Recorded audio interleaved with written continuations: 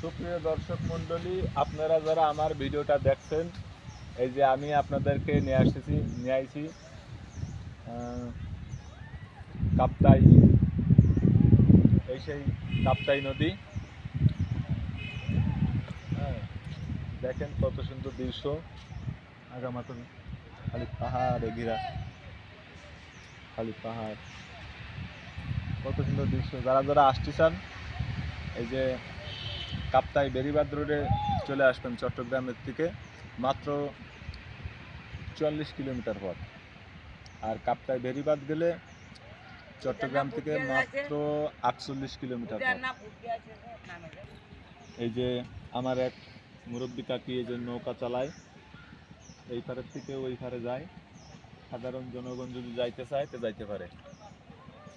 তা আপনাদের এই জায়গা দেখা দাওয়াত রইল, সবাই আসবেন দেখতে